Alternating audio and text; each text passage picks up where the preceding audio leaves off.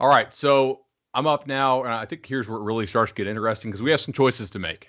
I'm up for picks number 4 and picks 5, and I'm not gonna lie, I kind of have I have about 3 or 4 teams here that I really do like, and they're kind of all mashed together a little bit, but I, I'm gonna bet on track record. This team has made the playoff consistently every year since their guy has been the head coach. That's Lincoln Riley. Give me Oklahoma. I understand the Texas hype in the Big 12, but I'm seeing all this narrative about can he do it with a quarterback he actually recruited, as if it's harder to do that than it is to take a transfer and assimilate the transfer into your program. It's not like Spencer Rattler's a true freshman. He was there last year. I think he was our number 1 rated quarterback on 24/7 Sports, right? He Rattler. was. I Yep. mean, the kid can Absolutely. play. Like he's the Yeah. guy I really liked out of that class too. Even though I thought the class was down compared to the, Trevor Justin Fields year. Their receiver talent's ridiculous. It's the second year under Alex Grinch there on defense, and I think that continuity should help some. And the schedule is manageable. Tennessee comes to town early, and I think I would like to get that Tennessee team, fairly early. That's a team I think could keep improving over the course of the season. So go ahead and give me Oklahoma there with pick number 4. And for 5, this is the one where I really kind of struggled. I think there's probably 3 teams you could pick here. And I know the trip to Alabama early scares me, but you got to give me Georgia here. I hear Rusty Mansell talk about how good Georgia's defense is going to be, and I just think who on their schedule has the firepower to trip them up if this offense under Monken and under Jamie Newman is anything to write home about. I like their skill talent on the outside with Pickens and those guys, and the schedule's pretty manageable. Like they can actually afford to drop that game at Bama as long as they run the table in the East, which they have done more often than not under Kirby Smart. And for the most part, they beat everybody in the East by double digits. I mean, it's not, those games are typically not close. So go ahead and give me Oklahoma at 4 and Georgia at 5. Yeah.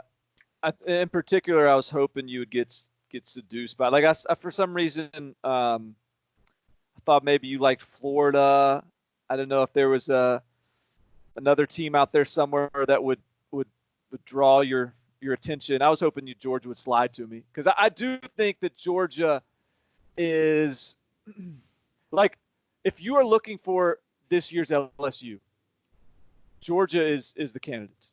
And I say that I wrote recently about, I think we talked about on the last pod even, how Jamie Newman could be the next Joe Burrow. But the similarities extend beyond just the quarterback. I mean, yes, the quarterback, there's a new quarterback coming in, a transfer that had success at a previous stop, but is getting a whole different fleet of weapons to play with here at Georgia than he ever touched at Wake Forest.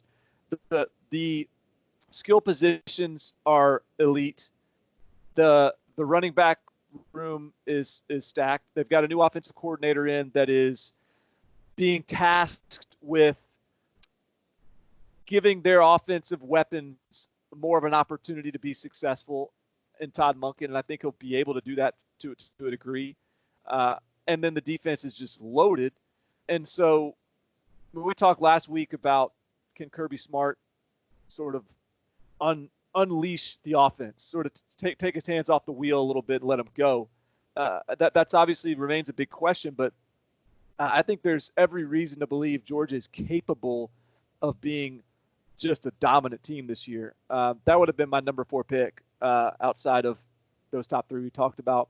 And then Oklahoma, like you said, I think that's just sort of the safe pick. So now, as I hit 6 and 7. By the way, hey, can I let me just quiz you real quick. Is there any position on Georgia's defense that you're not sold on? I'm just looking up and down this roster. Like Channing Tindall's fighting for playing time. I loved that guy coming out of high school. He was freaky. I mean, the Kobe Dean, Nolan Smith, Adam Anderson, all these dudes are just, they're freaky, man. And the secondary is stupid good as well. They might not give up 30 points all year. No, 100%. And I mean, they've got, I think that's what's encouraging is not only do they have really good players, They got really good depth. They're bringing in guys that can play as true freshmen and are going to push the guys in front of them. They've got waves of front seven players that can run at you. Outside linebackers, inside linebackers. They've got waves of back end players that they can run at you. I mean, I feel like there's still this sort of, and I think the fact that they can foster this competition in their roster, in their secondary, the fact that they don't, whoever's going to play that star position is sort of unknown because there's just a bunch of guys that can, and they got to find out who the best one is. I think all those things are, I don't know, the dynamics and the tenets of a roster that can really make some noise. So, no, I'm very much a believer in Georgia for next year. So here's my dilemma now. So I got 6 and 7. You've taken one Big 12 team off the board. I could dip back into the SEC, where we already have 2 teams gone. I could dip into the Big 10, where there's some certainly playoff worthy rosters. I think what I'm gonna do here is a little bit of a gamble. I'm just gonna go ahead and take the field for the Big 12. I'm gonna take Texas, and I'm gonna take Oklahoma State. Ooh, okay. And I know that's early for Oklahoma State, but I'm just not going to give you another opportunity. Like, I guess maybe a TCU or Iowa State or someone can make a run. I don't know. I don't really see that. I see it's either Oklahoma, it's going to be Texas, or it's going to be Oklahoma State. And if you look at Oklahoma State's roster, what they returned Chuba Hubbard at running back, a guy that was a day 2 pick this year, more than likely, which is why he came back. He's going to be playing to be a first rounder this year at running back. You've got Spencer Sanders at quarterback, who's going to be in year 2 as a starter. Athletic. I think he could take a leap there. And you've got Tylan Wallace at receiver coming back after getting injured last year. He's another guy that could have been in the NFL this past year. And I think that's like 10 of 11 guys coming back on defense. So I just think if you're expecting the Big 12 to get somebody in, and that's certainly not a given, but more likely than not, the Big 12 will have somebody in. If it's anyone but Oklahoma, I think it's going to be Texas or Oklahoma State. So a little early to go off the board with Oklahoma State, but I like my chances there of them having a good season. And I think with Texas, if it's not this year, when is it going to be? They got an experienced quarterback that's one of the best in the country. Tom Herman has brought in a couple of new coordinators that's ideally breathe some life into both units. If they stay healthy on defense, is a game changer. I mean, that's been a big issue over the last year, particularly in the secondary. They'll be healthier at running back, have some experience coming back on the offensive line. They've recruited well at wide receiver. There's no excuses for Texas to not be capable of making a playoff run. I don't necessarily expect it to happen because we really haven't gotten the indication that it will. But again, this is more of a playoff of you taking Oklahoma off the board. I'm just going to go ahead and say, give me the rest of the Big 12. All right. So with Texas, I'm pretty much on record here on Twitter at my prior place of employment. I wanted Texas in 2020. I was not a Texas 2019 guy. I thought that, like, at best, 2019 was sort of going to be like a maintain the gains type year that they made from 2018. But, like, I don't know, not us, but some of the media hype train on Texas last year I thought was unwarranted because they weren't really looking at what Texas was actually bringing back and what they were having to rely on from a youth and depth standpoint at some of their positions, especially on defense. And I do wonder, like, was firing both coordinators an overreaction to not living up to what was, in my opinion, unjustified hype? But they did it, and now they have to live with it. I like the pick, though, because I was going to take Texas at 8, right? I mean, that's what I was going to do. So you only jump them up by a spot. And I had Oklahoma State penciled in here if I could get them at 12.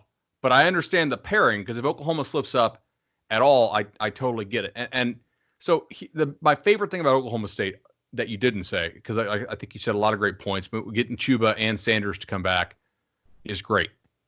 Barton, their non-conference schedule is Oregon State, Tulsa, and Western Illinois. Then they travel on the road to TCU. But this is Mike Gundy with basically 3 weeks to prep. Like, none of those games are threats at all. They can work. I mean, you play, like, they can work a TCU type day in practice every week without even telling these kids it's a TCU day, right? They can be like, you can just rep some concepts, getting real familiar with what TCU does. And I think TCU is going to be pretty salty this year. So I really like getting them early for Oklahoma State off those 3 sort of pseudo bye weeks, if you will. And actually, they have a bye week before TCU. So they go Oregon State, Tulsa, Western Illinois, bye TCU. Like, if Okie State drops that TCU game, no excuses for that. I think they should go on the road and get that win. But here's the other cool thing. Look at their non-conference games this year. And when I chart the Big 12, if one of your road games is at Kansas, that's a big deal, because that means you're not having to play another road game at a place where you can actually lose. And I don't think Kansas is a legitimate threat to beat them. At Baylor, I think we both probably think this is a bit of a rebuilding year for Baylor. And then at Kansas State, which I just don't know if Kansas State is going to be able to score with Oklahoma State this year. They lost so much up front on the offensive line. Yeah. That could make a difference. I mean, you could argue K-State will be better by year end, and then they close the year with Texas on a Friday, and Texas has to travel and play on short rest. The one game that I think you project them to lose is at my pick, Oklahoma.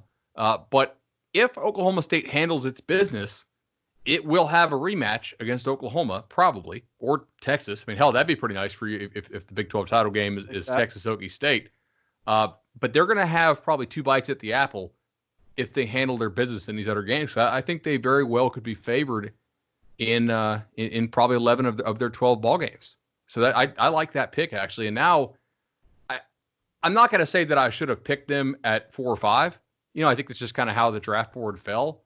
But in hindsight, if you had not picked Okie State there, maybe I should have actually gone Texas Okie State at my picks here with 8 and 9. That's the thing with, like, because I know at 6 and 7, those probably aren't the 6th and 7th best teams in the country if I were to just rank the teams. But I look at the opportunity. I don't want to miss the opportunity at getting both of them. Hey, one injury, a quarterback for Oklahoma, and all of a sudden I'm sitting pretty. So I'll take it, even knowing I was kind of gambling on where you had Oklahoma State on your board.